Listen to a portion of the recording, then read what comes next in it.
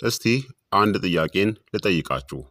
በኦትሜል ወይም በኦትስ ውስጥ ስትመገቡ ተልባን ጨምራችሁ ሞክራችሁ ታውቃላችሁ? መልሳችሁን በኮመንት ላይ አስፍሩልኝ። በየቀኑ ጠዋት ላይ ኦትሜል እየተመገባችሁ ግን ከአንድ ሰዓት በኋላ በጣም የሚርባችሁ ከሆነ አንድ ትልቅ ስህተትን እየሰራችሁ ነው።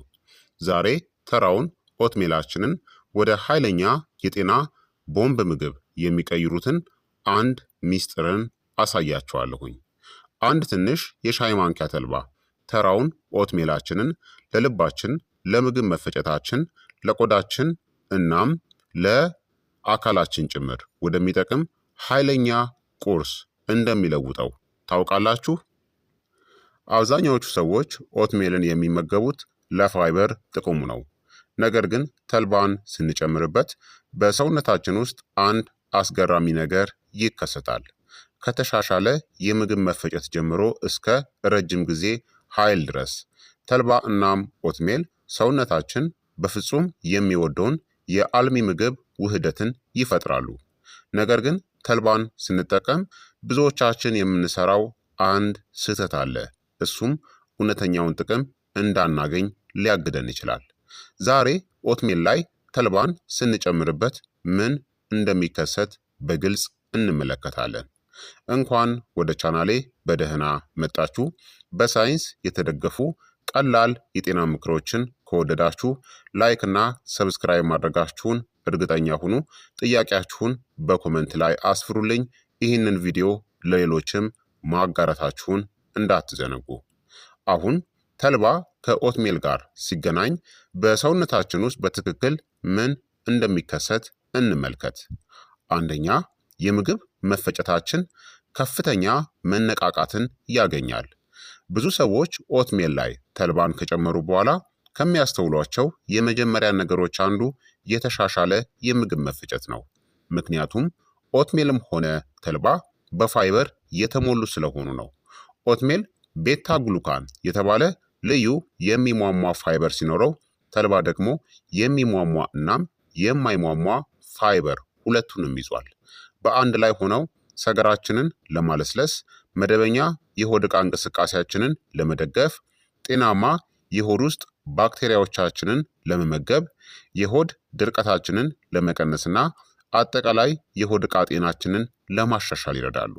በተጨማሪም ተልባ ውሃን በመምጠጥ በምግብ መፈጨት ስርዓታችን ውስጥ እንደ ጄል ያለ ይዘትን ይፈጥራል።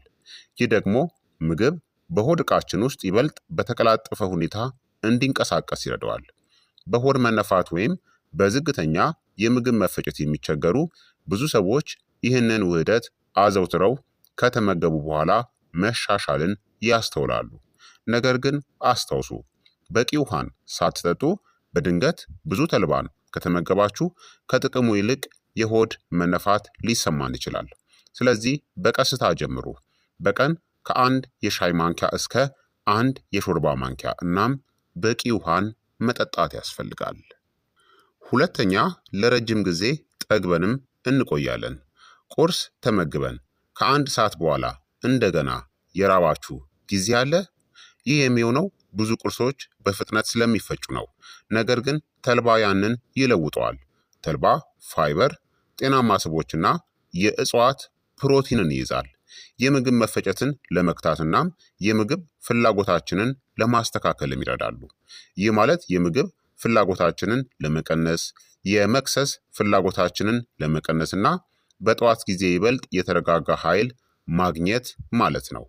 ክብደት ለመቀነስ የሚሞክሩ ብዙ ሰዎች ተልባን ኦትሜል ላይ መጨመር ይወዳሉ። ምክንያቱም ረሃባችንን በተፈጥሮ ለመቆጣጠር ስለሚረዳ ነው።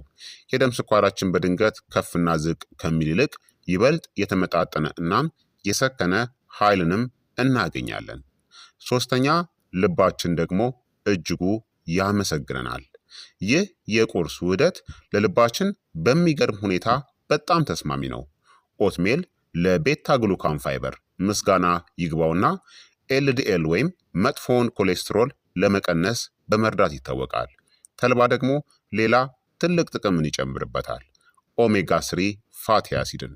ተልባ ከእጽዋት ከሚገኙ የኤኤልኤ ኦሜጋ 3 ምንጮች መካከል አንዱ ሲሆን ይህም ብግነትን ለመቀነስ የደም ስሮቻችንን ለመደገፍና የልባችንን ጤና ለመጠበቅም ይረዳል።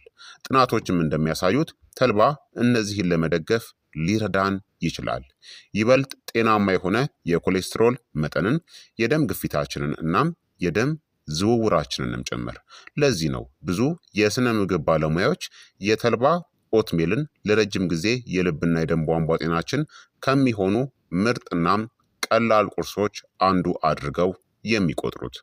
አራተኛ፣ የደም ስኳራችን ይበልጥ የተረጋጋ ይሆናል። ኦትሜል ላይ ተልባን መጨመር የሚኖረው አንዱ ድብቅ ጥቅም የተሻለ የደም ስኳር ቁጥጥራችን ነው። ተራው ፈጣን ኦትሜል አንዳንድ ጊዜ የደም ስኳርን በፍጥነት ሊጨምር ይችላል፣ በተለይም በስኳር ሲሞላ። ነገር ግን ተልባ የካርቦሃይድሬትስ መምጠጥን ለመክታት ይረዳል። ይህ የስኳር መጨመርን ለመቀነስ፣ የኢንሱሊን ምላሻችንን ለማሻሻል እናም ኃይላችን ይበልጥ የተረጋጋ እንዲሆን ለማድረግ ይረዳል። ይህ በተለይ እድሜያቸው ከ40 ዓመት በላይ ለሆኑ ሰዎች፣ የኢንሱሊን ሬዚስታንስ ችግር ላለባቸው ሰዎች ወይም የኃይል ሞረድን ለማስወገድ ለሚሞክር ማንኛውም ሰው በጣም አስፈላጊ ነው። ታዲያ ይበልጥ ጤናማ የሆነ ምግብን ለማዘጋጀት ከመጠን በላይ ስኳርን አስወግዱ እናም እንደ ቀረፋ፣ የቤሪ ፍሬዎች፣ ዋልነት ወይም ቺያ ሲድ ያሉ ተፈጥሯዊ ማጣፈጫዎችን ጨምሩ። አምስተኛ፣ ቆዳችን ይበልጥ ጤናማም ይሆናል።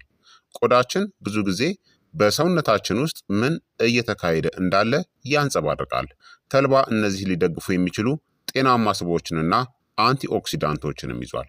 የቆዳችንን እርጥበት፣ የመለጠጥ አቅማችንን እናም ድርቀትንም ለመቀነስ።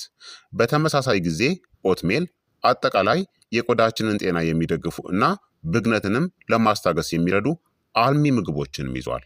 አንዳንድ ሰዎች ተልባን በአመጋገባቸው ውስጥ አዘውትሮ ሲያካትቱ እነዚህን ያስተውላሉ። ይበልጥ ለስላሳ ቆዳን፣ የድርቀት መቀነስንናም ጤናማ የሆነ ብሩህነትንም ጭምር። ይህ አስማታዊ ፈውስ አይደለም፣ ነገር ግን ጤናማ ምግቦች ብዙ ጊዜ ውጤታቸውን ከውስጥ ወደ ውጪ ያሳያሉ። ስድስተኛ፣ ሰውነታችን ተጨማሪ የእጽዋት አልሚ ምግቦችን ያገኛል። ተልባ ትንሽ ናት፣ ነገር ግን በሚገርም ሁኔታ በአልሚ ምግቦችም የበለጸገች ናት። እነዚህንም ይይዛል፦ ሊግናንስ፣ ማግኒዥየም፣ ማንጋኔዝ፣ የእጽዋት ፕሮቲንና አንቲኦክሲዳንቶችን። እንደ እውነቱ ከሆነ ተልባ ከዕድሜ መግፋትና ከሆርሞን መመጣጠን ጋር ለተያያዙ በተፈጥሯዊ ውህዶች ሊግናንስ የበለጸገ የምግብ ምንጭ ከሆኑት ውስጥ አንዱ ነው። ከኦትሜል ጋር ሲዋሃድ ደግሞ ይህ ብዙ ሰዎች በበቂ ሁኔታ የሚያገኙትን ጠቃሚ አልሚ ምግቦችን የያዘ ቁርስን ይፈጥራል። እናም እንደ ውድ ሱፐርፉድ ምርቶች ሳይሆን ተልባ ተመጣጣኝ እናም ለመጠቀምም ቀላል ናት። ሰባተኛ፣ አእምሯችን እናም የኃይል መጠናችንም ይጠቀማሉ። ተልባ ኦሜጋ ስሪን ስለሚይዝ የአእምሯችንን ጤና ይደግፋል። ጤናማ ስቦች ደግሞ ለእነዚህ ጠቃሚ ናቸው። ለትውስታችን፣ ለአስተሳሰብ ትኩረታችን እናም ለአጠቃላይ የአእምሮ ተግባራችን። በተመሳሳይ ጊዜ ኦትሜል ለአእምሯችን የተረጋጋ ነዳጅን የሚሰጡ ቀስ ብለው የሚለቀቁ ካርቦሃይድሬትሶችን ያቀርባል። ከቁርስ በኋላ ድካም ከመሰማት ይልቅ ብዙ ሰዎች ይበልጥ ትኩረት እንዳደረጉና ብርቱ እንደሆኑም ይሰማቸዋል ማለት ነው። ታዲያ ሰዎች ከተልባ ጋር የሚሰሩት ትልቁን ስህተትን ልንገራችሁ። ስህተቱ ምን መሰላችሁ? ይህ ነው፣ ሙሉውን የተልባ ፍሬን መመገብ ሳይፈጭ ማለት ነው። ሙሉ የተልባ ፍሬዎች ብዙ ጊዜ ሳይፈጩ በሰውነታችን ውስጥ ያልፋሉ። ይህ ማለት በውስጡ ያሉትን ብዙ አልሚ ምግቦችን ልናጣ እንችላለን ማለት ነው። የተፈጨ ተልባ ብዙውን ጊዜ በጣም የተሻለ ነው፣ ምክንያቱም ሰውነታችን ጤናማ ስቦቹን እናም አልሚ ምግቦችን የበለጠ ውጤታማ በሆነ መንገድ መምጠጥ ስለሚችል ነው።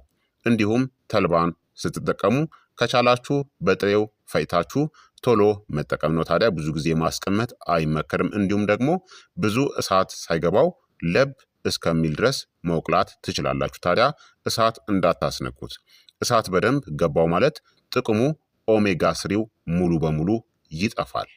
ሌላው ታዲያ ከተልባ ጋር የምትሰሩት ስህተት ከመጠን በላይ መጠቀም ነው። በጣም ፈጥኖ ብዙ ተልባን መውሰድ እነዚህን ሊያስከትል ይችላል። ጋዝን፣ የሆድ መነፋትን ወይም የሆድ ምቾት ማጣትን። መካከለኛ መጠን መጠቀም ቁልፉ ነገር ነው ማለት ነው። ስለዚህ በልኩ ተጠቀሙ። ታዲያ ኦትሜል ላይ ተልባን ለመጨመር ምርጡ መንገድ ቀላል የሆነ ጤናማውን ዘዴ ልንገራችሁ። የሚያስፈልጋችሁ ግብዓት አንድ ትንሽ ጎድጓዳ ሳህን የበሰለ ኦትሜል፣ አንድ የሾርባ ማንኪያ የተፈጨ ተልባ፣ ቀረፋ፣ ትኩስ የቤሪ ፍሬዎች ወይም ደግሞ ሙዝን መጠቀም ትችላላችሁ። እንደ ምርጫችሁ ደግሞ ዋልነት ወይም ቺያ ሲድን መጨመር ትችላላችሁ። ታዲያ የምትጨምሩት ቺያ ሲድ ለ30 ወይም ለ40 ደቂቃ በውሃ ውስጥ የቆየ መሆን አለበት። አዘገጃጀቱም ኦትሜሉን በተለመደው ሁኔታ አብስሉት። ከዚያም ካበሰላችሁ በኋላ የተፈጨውን ተልባ አዋህዳችሁ አማስሉት። ተልባን ታዲያ መጨረሻ ላይ መጨመር አንዳንድ በቀላሉ የሚጠፉ ጤናማ ስቦችን ለመጠበቅ ይረዳል ማለት ነው። ከዛም እንደ አስፈላጊነቱ ሌሎች ግብዓቶችን ጨምራችሁ መጠቀም ነው። ኦትሜል ላይ ታዲያ ተልባን መጨመር ትንሽ ለውጥ ሊመስል ይችላል። ነገር ግን ትናንሽ የዕለት ተዕለት ልማዶች ብዙ ጊዜ ትልቁን የረጅም ጊዜ የጤና ውጤታችንን ይፈጥራሉ። የተሻለ የምግብ መፈጨትን፣ ይበልጥ የተረጋጋ ኃይልን፣ የተሻሻለ የጥጋብ ስሜትን፣ የልብ ድጋፍን፣ ይበልጥ ጤናማ ቆዳንም ጭምር። ሁሉም ከአንድ ቀላል የቁርስ ማሻሻያ የሚገኙ ናቸው ማለት ነው። ስለዚህ ኦትሜልን ስትጠቀሙ አንድ ማንኪያ ወይም አንድ የሾርባ ማንኪያ የተፈጨ ተልባን በመጨመር ተመገቡት። እጅግ በጣም ድንቅ የሆነ ለውጥን ታገኛላችሁ ማለት ነው። ታዲያ ይህን ቪዲዮ ከወደዳችሁት ላይክ እና ሰብስክራይብ ማድረጋችሁን እናም ጤናማ ምግቦችን ለሚወድ ሰው ማጋራታችሁን ወይም ደግሞ ሼር ማድረጋችሁን በፍጹም እንዳትዘነጉ። ጥያቄያችሁን በኮመንት ላይ አስፍሩልኝ፣ እመልስላችኋለሁኝ። በሚቀጥለው ቪዲዮ እስከምንገናኝ ድረስ እኔንም እናንተንም ቸር ያቆየን። መልካም ጊዜ፣ መልካም ቆይታ። ቻው።